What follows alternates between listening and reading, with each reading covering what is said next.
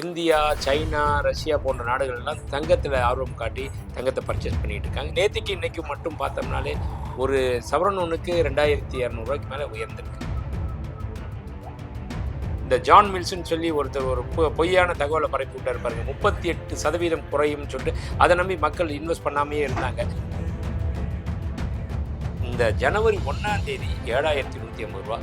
இன்னைக்கு ஏப்ரல் 22ஆம் தேதி ஒரு கிராம் ஒன்று ரூ. 9,290. அமெரிக்காவுக்கும் சைனாவுக்கும் ஏற்பட்டிருக்கக்கூடிய ஒரு ட்ரேட் வார் தான் இப்போ விலைவாசியை இந்த அளவுக்கு தங்கத்தினுடைய விலை ஏறிக்கிட்டே இருக்கு.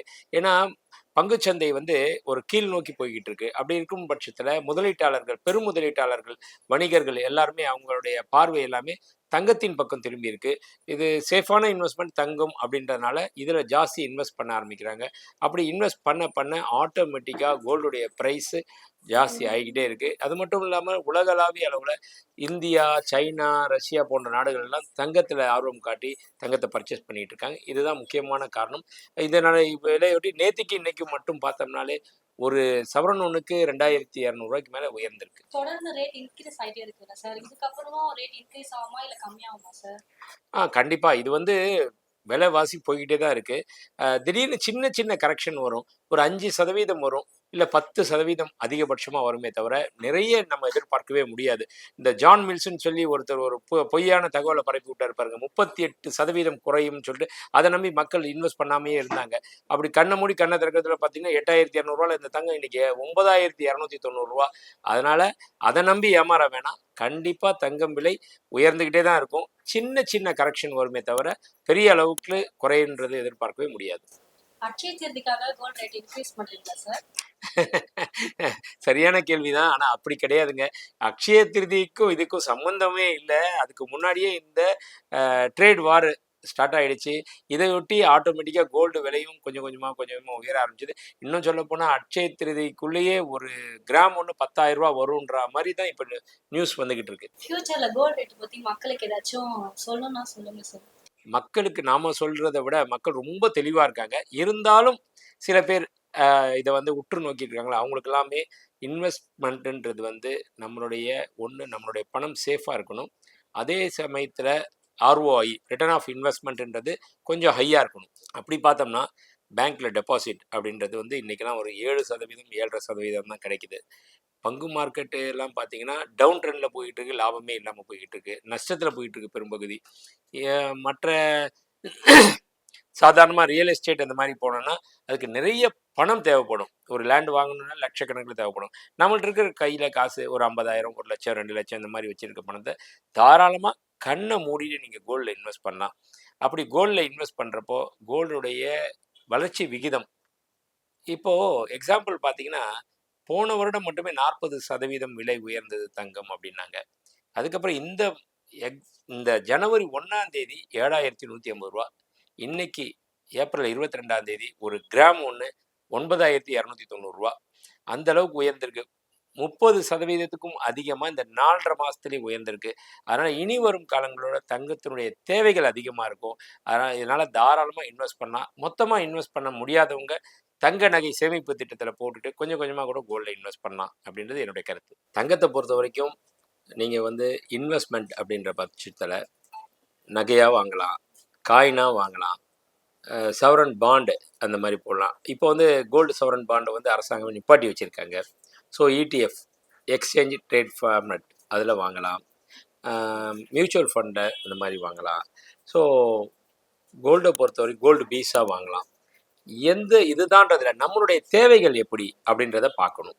ஆக்சுவலாக காயின் அப்படின்றது எப்போ வாங்கலாம் அப்படின்னா, தனிநபர் ஒருவர் ஒரு 50 சவரன் நகையை, அந்த குடும்பத்துக்கு தேவையான நகைகள், குடும்பத்துக்கு தேவையான நகைகள்னா பேஸ் ஐட்டம்னு சொல்லுவோம் இல்லையா, அந்த அடிப்படை ஒரு பெண் மகளுக்கு தேவையான, அந்த திருமணமானவங்க அவங்களுக்கு தேவையான ஒரு ஆரம், நெக்லஸ்ஸு, செயின், வளையல், தோடு, ஜிம்கி, மோதிரம், இது எல்லாம் போக அப்புறம் ஜென்ஸுக்கு வேணா ஒரு செயின், ரிங்கு, இதெல்லாம் போக மீதி அந்த மாதிரி ஒரு தேவை, அடிப்படை தேவை பூர்த்தி ஆயிடுச்சு அப்படின்னா அதுக்கப்புறம் காயினில் போகலாம்.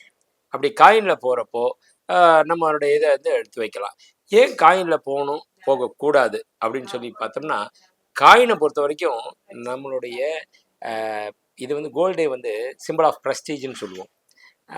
காயின் வாங்கி நம்ம பெட்டிக்குள்ளே தான் வைக்க முடியும், நம்ம அனுபவிக்க முடியாது. சில பேர் வந்து என்ன எழுதி காயினாக வாங்கினா இல்லை பாண்டில் வாங்கினாலும் என்ன இருக்குது, நான் அனுபவிக்கணும், அதனால் நான் வந்து அதை போட்டு பார்க்கணும் அப்படின்னு ஆசைப்படுவாங்க. அந்த மாதிரி நேரத்தில் ஜுவல்ஸ், அது ஜுவல்ஸ் கொடுக்குற ஒரு சந்தோஷமே தனி சந்தோஷம். ஒரு பக்கம் விலை ஏறுறது ஒரு பக்கம் இருக்கட்டும், இன்னொரு பக்கம் அதை போட்டு இவங்க ட்ராவல் பண்ணுறப்பையோ மற்ற ஒரு ஃபங்க்ஷன் போகிறப்ப எல்லாரும் பார்க்குறப்பையோ நல்லா இருக்கே அப்படின்றப்பையும் இவங்களுடைய நிலைப்பாடு எடுத்து காமிக்கிறப்பையும் அந்த கோல்டு வந்து யூஸ் ஆகும். அதனால் அந்த மாதிரி இருக்கிறவங்க அணிகலன்கள் போகலாம், ஜுவல்ஸாக போகலாம். மற்றபடி ஓரளவுக்கு திருப்தி ஆகிட்டேன், என்கிட்ட எல்லாமே இருக்குது, நான் இனிமேல் பட்டு எனக்கு போடுறதுக்கு நிறைய போட்டு ரிஸ்க் எடுக்க விரும்பலை அப்படின்றவங்க கோல்டு காயினாக எடுத்து வச்சுக்கலாம்.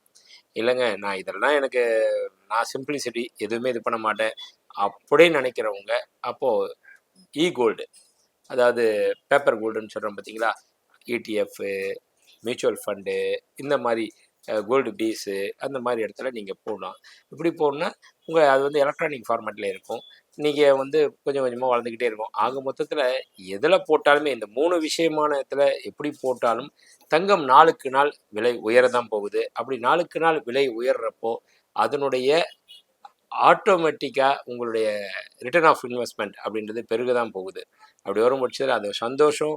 இந்த ஆக மொத்தத்தில் தங்க நகையாக போட்டுட்டு நீங்கள் இருக்கிறப்போ உங்களுடைய அழகுக்கு அழகும் கூடும், ஆனந்தம் கூடும், உங்களுடைய முதலீடும் நாளுக்கு நாள் கூடிக்கிட்டே இருக்கும். அதனால் என்னுடைய ஆணித்தரமான ஒரு விஷயம் என்னென்னா, நகையாக வாங்குறது ரொம்ப ரொம்ப சேஃப். என்னைக்கா இருந்தாலும் கூட சரி, உங்களுக்கு காயின் கூட எடுத்து வச்சிங்கன்னா நாளைக்கு வந்து அது இன்வெஸ்ட்மெண்ட்டு சேஃப் தான்.